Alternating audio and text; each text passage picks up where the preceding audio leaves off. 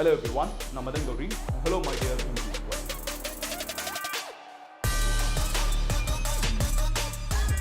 800 இயர்ஸ்க்கு முன்னாடி கிருஷ்ணா அப்படிங்கிற ஒரு நதிக்கரையில் மக்கள் காலையில் குளிக்கிறதுக்கு போகிற இடத்துல திடீர்னு ஒரு கல் பயங்கரமாக ஒளிரிட்டு இருக்கதை பார்க்குறாங்க. என்னடா கல் மினுமினுக்குதுன்னு சொல்லி தூக்கி பார்த்தா, மண்ணெல்லாம் தட்டி விட்டு பார்த்தா அது நல்ல கை சைஸ்க்கு இருக்குது. அதை வேகமாக கிட்ட இருக்கிற ராஜாவுக்கு கொண்டு போய் காமிக்கிறாங்க. ராஜா இவ்வளோ பெரிய கல்லை பார்த்தது என்னன்னு தெரியலன்னு. ராஜா அங்கே இருக்கிற மிகப்பெரிய ஜெம் எக்ஸ்பர்ட்ஸ் எல்லாம் கூப்பிட்டு காமிக்கிறப்ப அவங்க எல்லாம் சொல்கிறாங்க, இது சாதாரண கல் கிடையாது, இது ஒரு டைமண்ட் அப்படிங்கிறத சொல்கிறாங்க. என்னது, வைரமா? ஓகே, இதை வச்சு என்ன பண்றது அப்படிங்கிற ஒரு பதட்டம் அந்த ராஜாவுக்கும் வருது. பிகாஸ் அந்த காலகட்டத்தில் வைரத்துக்கும் தங்கத்துக்கும் போர்கள் நடந்திருக்குது. எத்தனையோ லட்சக்கணக்கான பேர் செத்துருக்காங்க. திடீர்னு உங்களுக்கு இவ்வளோ பெரிய வைரம், அவங்க வாழ்க்கையிலே பார்க்காத சைஸ்க்கு ஒரு மிகப்பெரிய வைரம் கிடைச்ச உடனே அந்த ராஜா இருந்துகிட்டு கிட்ட இருக்கிற ஆஸ்ட்ராலஜர்ஸ் எல்லாத்தையும் கூப்பிடுறாங்க. அவங்களெல்லாம் காமிச்சுக்கிட்டு இந்த இவ்வளோ பெரிய வைரம் கிடைச்சிருக்கு, இது நம்ம நாட்டுக்கு ஏதாவது நல்லதை கொடுக்குமா அப்படின்னு கேட்குறப்போ அந்த ஆஸ்ட்ராலஜர்ஸ் எல்லாம் அதை ஸ்டடி பண்ணிட்டு சொல்றாங்க, ராஜா இது சாதாரண வைரம் கிடையாது, இது ஒரு சபிக்கப்பட்ட வைரம், இதை மனிதர்களால ஹேண்டில் பண்ண முடியாது. எந்த ஆண்மகனும் இதை கையில வச்சுட்டு இருந்தா நல்லாவே இருக்க மாட்டாங்க. சாம்ராஜ்யமே நாசமா போயிடும், உன் நாடே அழிஞ்சு போயிடும். தயவு செஞ்சு இந்த ராஜ்யம் உனக்கு நல்லா இருக்கணும்னு நினைச்சேனா, நீ நல்லா இருக்கணும்னு நினைச்சேனா இதை கடவுள் கிட்ட கொடுத்துருங்கிறாங்க. அந்த ராஜா இதை அந்த ஊருக்குள்ள இருக்கிற ஒரு தங்க சிலைக்குள்ள பத்திரமா ஒளிச்சு வச்சிடுறான். அண்ட் லேட்டரா பல மன்னர்கள் மாறுறாங்க. இந்த டைமண்ட் அவங்க கிட்ட இருந்து திருடப்படுது, பல கைகள் மாறி ஒரு காலத்துல பெர்ஷியாவுக்கு போறப்போ அந்த பெர்ஷியன் குயின் இதை பார்த்த உடனே சொல்றாங்க, கோஹினூர் அப்படின்னு சொல்லி எக்ஸ்பிளைன் ஆகுறாங்க. கோஹினூர்னா பெர்ஷியன் மொழியில ஒளி மலை அப்படின்னு அர்த்தம், அதாவது மவுண்டன் ஆஃப் லைட் அப்படின்னு அர்த்தம். அவங்க அதை பார்த்த உடனே மிரண்டு போறாங்க. பிகாஸ் உலகத்திலேயே மிகப்பெரிய டைமண்ட் அதுதான் அந்த காலகட்டத்தில். அப்படி ஒரு டைமண்டை யாருமே பார்த்தது கிடையாது. ஆனால் என்ன மேட்டர்னு பார்த்தீங்கன்னா, இங்கே இருக்கிற ராஜாவாக இருக்கட்டும், அங்கே பெர்ஷியாவுக்கு போனதாக இருக்கட்டும், அதுக்கப்புறம் ஷாஜஹான் கிட்ட வந்ததாக இருக்கட்டும், ஏன் எல்லாத்தையும் தாண்டி கடைசியில் பிரிட்டிஷர்ஸ் கிட்ட போனதாக இருக்கட்டும், இது யார் யார் கைக்கு போயிருக்கோ அவங்களோட எல்லா எம்பையரும் உடஞ்சு போயிருக்குங்கிறதா யதார்த்தமான ஒரு விஷயம். காலத்தினால உடஞ்சிச்சா இல்லை வைரத்தினால உடஞ்சிச்சான்னு நம்மளுக்கு தெரியாது. ஆனால் இப்போ ரீசெண்டாக இந்த கோஹினூர்னு சொல்லப்படுற இந்த ஒரு டைமண்ட், நம்ம எல்லாருமே பேசியிருக்கிற இந்த ஒரு cursed yet very very famous diamond எலிசபெத்தோட கிரவுனோட மேல இருக்கும் அப்படிங்கிறது நம்ம எல்லாருக்குமே தெரியும். எலிசபெத் இறந்துட்டாங்க, அதுக்கப்புறம் அவங்களோட பையன் பிரின்ஸ் சார்ல்ஸ் பதவி ஏற்கிறாரு. நியாயமா இந்த டைமண்ட் அவரோட மனைவியான கமீலாக்கு போக வேண்டியது, குவீன் கமீலாக்கு. ஆனா இந்த தடவை பதவி ஏற்கிறப்போ கமீலா இந்த டைமண்டை தவிர்த்துட்டாங்க. பிரின்ஸ் சார்ல்ஸும் இந்த டைமண்டை தொடவே இல்லை. இப்போ கிங் சார்ல்ஸ். ஏன் அப்படின்னு கேட்டீங்கன்னா, இந்தியா கடந்த சில வருஷமா அது எங்க நாட்டு டைமண்ட், ஒவ்வொருத்தனா எடுத்துட்டு போய் உங்க மியூசியம்ல வச்சுட்டு இருக்கீங்க, திருப்பி தாங்கடா அப்படிங்கறத கேட்க ஆரம்பிச்சிருக்காங்க. இன்ஃபேக்ட் பிரிட்டிஷ் மியூசியமுக்கு போற எல்லா இந்தியன்ஸுமே இந்த ஒரு டைமண்ட் கிட்ட போனாங்கன்னால் அத்தனை பேருமே அந்த டைமண்ட் முன்னாடி நம்ம கிட்ட இருக்கிற இவ்வளவு பெரிய பொருளை திருடிட்டு போயிட்டாங்களே அப்படின்னு சொல்லிட்டு சொல்றாங்க. இன்ஃபேக்ட் சசி தரூர் உங்க எல்லாருக்குமே தெரியும். அவர் என்ன சொல்றாருன்னு பாத்தீங்கன்னா, பிரிட்டிஷ் மியூசியம் ஒரு சோர் பஜார் அப்படின்னு சொல்றாரு, அதாவது திருட்டு பொருட்களை விற்கக்கூடிய ஒரு இடம்னு அவர் சொல்றாரு. இன்னைக்கு வீடியோல நம்ம என்ன பார்க்க போறோம் அப்படின்னு பாத்தீங்கன்னா, இந்தியால பிரிட்டிஷர்ஸ் திருடன விலை மட்டும் எவ்வளோன்னு பார்த்தீங்கன்னா 3690 லேக் கோடிகள். ஓகேவா? எப்படி 3690 லட்சம் கோடிகள் விலையுள்ள பொருட்களை இந்தியாவில இருந்து பிரிட்டிஷர்ஸ் திருடிட்டு போயிருப்பாங்கன்னு சில கணக்கு இருக்குது. இன்னொரு ஒரு இன்ட்ரெஸ்டிங்கான விஷயம் என்னன்னு பார்த்தீங்கன்னா, பிரிட்டிஷர்ஸ் இந்தியாவுக்கு ஆட்சி செய்ய வந்தப்போ, அதாவது ஒரு 300 வருஷத்துக்கு முன்னாடி இந்தியாவோட ஜிடிபி வேர்ல்டு கான்ட்ரிபியூஷனுக்கு 24% இருந்துச்சு. 1947 பிரிட்டிஷர்ஸ் இந்தியா விட்டு வெளியே போறப்ப அது 2% இறங்கி இருக்குது. இன்னைக்கு 70 வருஷம் கழிச்சு நம்ம இன்னும் 7% தான் தொட முடிஞ்சிருக்குது. நம்ம 24ல இருந்து 2க்கு இறக்கி விட்டு இவ்வளவு வருஷம் கழிச்சு 7 தான் தொட முடிஞ்சிருக்குனால் நம்ம எவ்வளவு பெரிய ஒரு சிவிலைசேஷனா, எவ்வளவு பெரிய ஒரு growth இருந்த ஒரு கண்ட்ரியை பிரிட்டிஷர்ஸ் கொள்ளையடிச்சிட்டு போயிருக்காங்க. இத்தனை வருஷம் கழிச்சு இந்தியன் கவர்மெண்ட் ரொம்ப சீரியஸ் அந்த டைமண்டை திருப்பி கொண்டு வரணுங்கிறதுக்கு நிறைய முயற்சிகள் எடுத்துட்டு இருக்காங்க. பட் நம்ம சொல்ற மாதிரி நம்ம கேட்ட உடனே பிரிட்டிஷர்ஸ் அதை கொடுக்க போறது இல்லை. நம்ம கிட்ட இருந்து திருடிட்டு போன திருட்டு பையன் நம்ம கேட்ட உடனே திருப்பி கொடுக்க மாட்டாங்க. கரெக்டா? அதுக்கு 1008 விதண்டாவாதம் பண்ணுவான். அந்த மாதிரி பிரிட்டிஷ் நிறைய விதண்டாவாதத்தை பண்ணிட்டு இருக்காங்க. முதல்ல இந்த கோஹினூர் எப்படி பிரிட்டிஷர்ஸ் கைக்கு போச்சுன்னு சொல்றேன். நான் ஸ்டார்டிங்லேயே சொன்ன மாதிரி இது கிருஷ்ணா நதிக்கரையில ஆர்கானிக்கா சில கல் அப்படியே நேரமாக வெளியே வரும்ல, அந்த மாதிரி கண்டெடுக்கப்பட்டதா. இதுக்குன்னே பெருசா சுரங்கம் போட்டு தேடின மாதிரி இல்ல. அந்த அலூவியல் சாயில் அப்படின்னு சொல்லுவாங்க, அதுல ஈஸியா மேல வந்துரும். அந்த மாதிரி ஒரு கல் இருந்திருக்குது. அந்த கல்லை அங்க இருக்கிற மன்னர்கள் கிட்ட போய் காமிக்கிறாங்க. அந்த மன்னர்கள் ஒரு தங்க சிலையில ஒரு துர்கா அம்மா கோவில், ஓகேவா, அதுல அந்த துர்கா சிலையில ஒரு சைடு கண்ணாடியில கண்ணும், இன்னொரு சைடு அந்த டைமண்ட் உள்ளுக்குள்ள பதிச்சும் வச்சிருக்காங்க. இன்ஃபேக்ட் அது பூஜை பண்றவங்களுக்கு கூட பெருசா தெரியாது, இது அந்த ராஜாக்கு மட்டும் தான் தெரியும்லாம் ஃபேபிள்ஸ் இருக்குது. இவ்வளவு பாதுகாப்பா வைக்கப்படுற இந்த டைமண்ட் லேட்டர் பீரியட்ல என்ன ஆகுதுன்னு பாத்தீங்கன்னா, மொகல்ஸ் கையில போகுது. அதுக்கப்புறம் மொகல்ஸ் கிட்ட இருந்து சீக்கியர்கள் கையில போகுது. பிரிட்டிஷர்ஸ் இந்தியாவுக்குள்ள வர்றப்ப அசால்ட்டா ஒரு மேட்டரை பண்றாங்க. என்ன பண்றாங்கன்னு பாத்தீங்கன்னா, அப்போ அந்த சீக்கிய மன்னனோட வயசு 10 வயசு.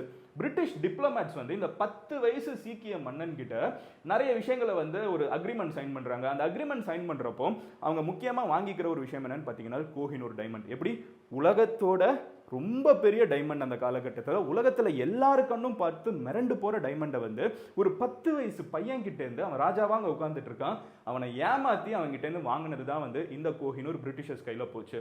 அண்ட் கோஹினூர் அப்படின்னு சொல்றப்ப அதுக்கு ஆல்ரெடி ஒரு கதை வந்துருச்சு. இது யார் யார் கைக்கு போச்சோ, இன்க்ளூடிங் நீங்க வந்து கில்ஜி அங்க வரைக்கும் நீங்க போய் பாத்தீங்கன்னா கூட யார் யார் கையில இது போச்சோ அவங்களோட நாடே நாசமா போயிருக்குது, இல்ல அந்த ஆள் பைத்தியம் பிடிச்சி போயிருக்காரு, அவங்க பையனே தூக்கி போட்டாங்க பவர்ல இருந்துன்னு சொல்லிட்டு நிறைய சோக கதைகள் இந்த கோஹினூரோட அட்டாச் ஆயிருக்குது.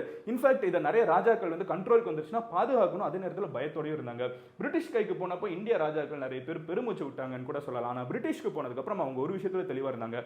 இந்தியால ஒரு பெரிய நம்பிக்கை இருக்குது, எஸ்பெஷலி அஸ்ட்ராலஜி வைஸ் பாத்தீங்கன்னா இந்த டைமண்ட்லாம் வந்து ஆண்கள் ஈஸியா போட மாட்டாங்க. அப்படி போட்டிருந்தா கூட அது எந்த கல்லு அவங்க ஜாதகத்துக்கு எப்படி இருக்குதுன்னு 1000 கண்டிஷன் பார்ப்பாங்க.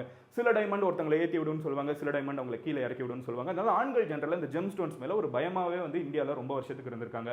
இதை தெரிஞ்சுக்கிட்ட பிரிட்டிஷர்ஸ் என்ன பண்றாங்க அப்படின்னு பாத்தீங்கன்னா, ஓகே நம்ம என்ன பண்ணலாம் அப்படின்னு பாத்தீங்கன்னா இந்த குவீன் கிட்ட கொடுத்துடலாம்னு சொல்லிட்டு குவீன் கிட்ட இதை போய் கொடுக்குறாங்க. ஸோ பிரிட்டிஷ் குவீன் வந்து இதை அணிய ஆரம்பிக்கிறாங்க. முதல்ல வந்து பிரேஸ்லெட்ல போடுறாங்க, அப்புறம் இதுக்குன்னே வந்து தனியா ஒரு மிகப்பெரிய ஜுவல்லை உருவாக்குறாங்க. அதாவது டைமண்டை வைக்கிறதுக்குன்னு ஒரு தனி ஜுவல்லை வைக்கிறாங்க. அதுக்கப்புறம் அது ஃபைனலி பிரிட்டிஷ் குவீனோட நெத்திக்கு போகுது, கிரவுன் ஜுவல்லுக்கு போகுது. பிரிட்டிஷ் வந்து உலகம் ஃபுல்லா படர்ந்திருந்தாலும் எத்தனையோ நாடுகள் ஆட்சி செய்திருந்தாலும் அங்க இருந்த ஈஸ்ட் இந்தியா கம்பெனியா இருக்கட்டும் இல்ல பிரிட்டிஷ் எம்பையரா இருக்கட்டும் அவங்களோட விலை மதிக்கப்பட்ட பொருளா பாக்குறது என்னன்னு பாத்தீங்கன்னா இந்த கோஹினூர்னு சொல்லப்பட்ட ஒரு டைமண்ட் தான்.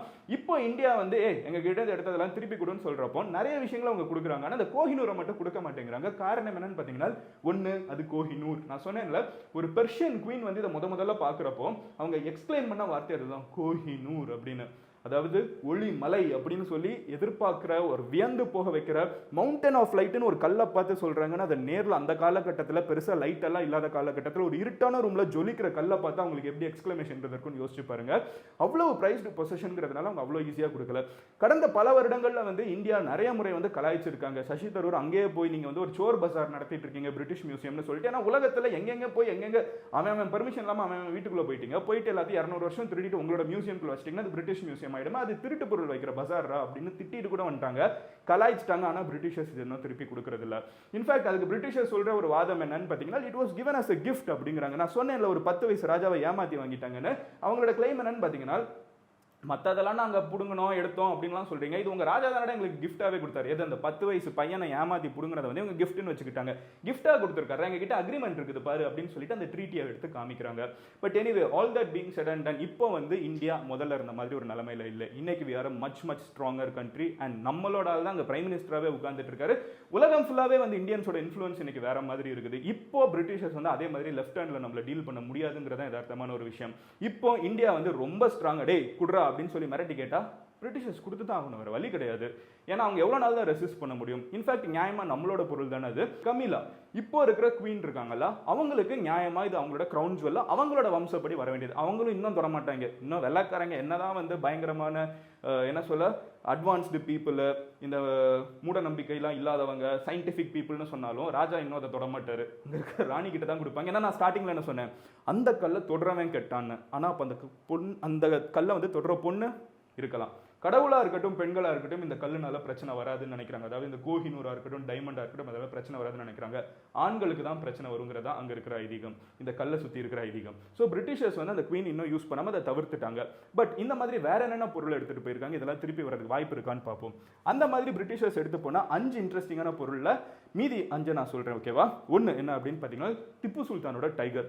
திப்புஸ் டைகர் அப்படிங்கிறது வந்து நீங்க பாத்தீங்கன்னா ஒரு பெரிய மேன் சைஸ், ஓகேவா? அதாவது லைஃப் சைஸ் ஒரு உண்மையிலே ஒருத்தன் 6 அடிக்கு இருந்தா எப்படி இருக்கும் அந்த மாதிரி ஒரு பெரிய வெள்ளக்காரன் அவன் மேல வந்து ஒரு புலி வந்து அப்படியே கடிச்சு சாப்பிட்டுட்டு இருக்கிற மாதிரி ஒரு ஆர்டிஃபேக்டை வந்து திப்பு சுல்தான் வச்சிருந்தாரு.